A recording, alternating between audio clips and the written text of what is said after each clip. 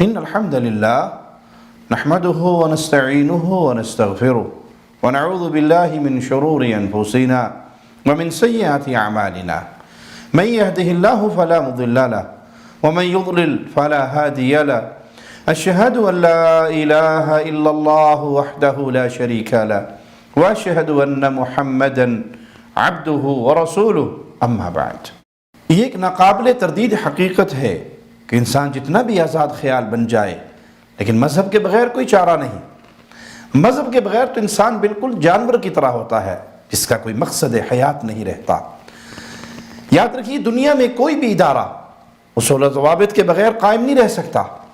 کوئی بھی ملک قانون کے بغیر نہیں چل سکتا.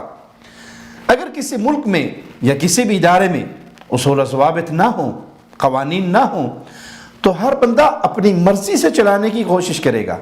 کوئی پوچھنے والا نہیں ہوگا. نتیجہ کیا نکلے گا؟ پورے ملک کا نظام درہم برہم ہو جائے گا. اگر کوئی قانون کے بغیر ایک چھوٹا سا ادارہ یا ایک ملک نہیں چل سکتا تو انسانی زندگی جو مختلف حصوں پر مشتمل ہے، جس کے اجتماعی، انفرادی، سیاسی، سماجی کئی پہلو ہیں، وہ بغیر کسی قانون کے کیسے چل سکتی ہے؟ کیسے معلوم ہوگا کہ ماں باپ، اولاد، عزیز و اقارب، ہمسایوں کے کیا حقوق ہیں، ان کے ساتھ برتاؤ کیسا کرنا ہے؟ قوانین کی اہمیت ملحدین کے ہاں بھی مسلم ہے. تو پھر سوال پیدا ہوتا ہے کہ اس طرح کے قوانین بنائے گا کون اور کس کے بنائے ہوئے قوانین ان کا اعتبار کیا جائے گا؟ بالفرض زندگی گزارنے کے یہ اصول اگر انسان کے حوالے کر دیے جائیں تو ہر انسان کی سوچ مختلف ہے، افکار، خیالات، نظریات الگ الگ ہیں. کیا ایک انسان کے بنائے ہوئے اصول سارے انسانوں کے لیے قابل قبول ہوں گے؟ کیا باقی سارے لوگ ان کو تسلیم کر لیں گے؟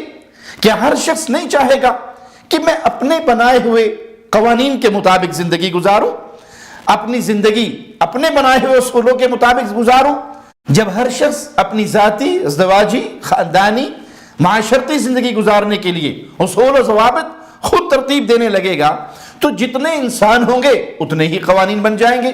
ایک عمل کسی انسان کے اصول کے مطابق اچھا ہوگا تو دوسرے کے قانون کے مطابق برا ہوگا. اس طرح معاشرے کی عجیب صورتحال ہو جائے گی اور نظام زندگی مفلوج ہو جائے گا. اس لیے ضروری ہے کہ ذاتی اور اجتماعی زندگی کے اصول و ضوابط اس ہستی کی طرف سے ہوں جس نے انسان کو اور اس پوری کائنات کو تخلیق کیا ہے.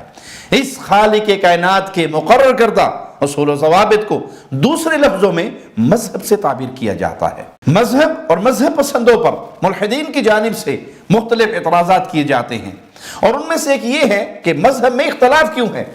ایک کام کو کسی مذہب میں درست سمجھا جاتا ہے تو دوسرے میں غلط. سب سے پہلے یہ بات ذہن نشین کر لیں کہ اختلاف کی وجہ سے غلط یا باطل کا حکم نہیں لگایا جا سکتا، نہ ہی محض اختلاف کی بنیاد پر انکار کیا جا سکتا ہے. اختلاف تو ہر چیز میں ہے. خود سائنسی علوم میں بھی شدید اختلاف موجود ہے.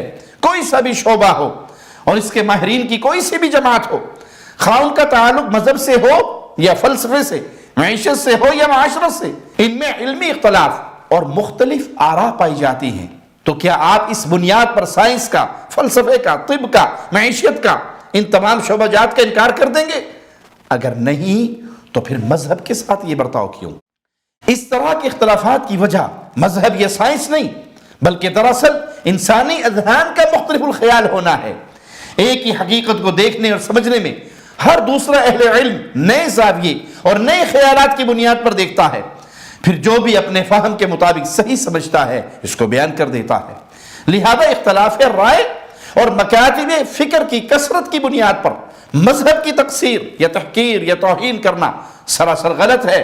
اگر اختلافات کی بنیاد پر مذہب کی تنقیص کرنا یا انکار کرنا جائز ہے تو پھر سائنسی علوم کو بھی اسی پیمانے سے دیکھیے، ان کا انکار بھی آپ پر لازم ہوگا کیونکہ اختلاف تو ہر فن اور ہر شعبے کے اندر موجود ہے. الحاد کا کوئی بیمار آدمی ہمیں کوئی ایک ایسی بات بتائے، کوئی ایک ایسا شعبہ دکھائے جس میں اختلاف نہ ہو.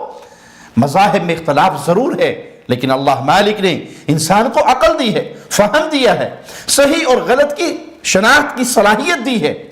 آپ مارکیٹ سے کوئی بھی چیز لینے جائیں تو وہاں اصل اور نقل دونوں موجود ہیں اور آپ پوری تسلی کے ساتھ، تحقیق کے ساتھ، پہچان کے ساتھ ایک اصلی چیز کو لیتے ہیں، تو پھر تمام مذاہب میں حق والا مذہب دین اسلام، اس کو تلاش کرنے میں آپ تحقیق کیوں نہیں کرتے؟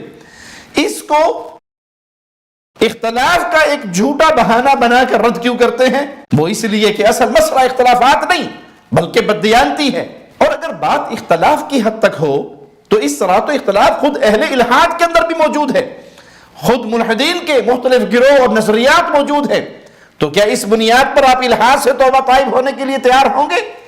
یہ تو ناممکن ہے کہ ان اختلافات کا حل نہ ہو۔ حل موجود ہے، اگر آپ کوشش کریں گے تو صحیح اور غلط کی پہچان حاصل کر سکیں گے۔ اتنی صلاحیت اور فہم اللہ نے ہر انسان کو عطا کیا ہے، اگر انسان استعمال کرے تو منزل بھی اللہ تعالیٰ عطا فرما دیتا ہے۔ وَالَّذِينَ جَاهَدُوا فِينَا لَنَهْدِيَنَّهُمْ سُبُلَنَا، جو ہمارے طرف چل کر آتا ہے ہم اس کے لیے راہیں کھول دیتے ہیں۔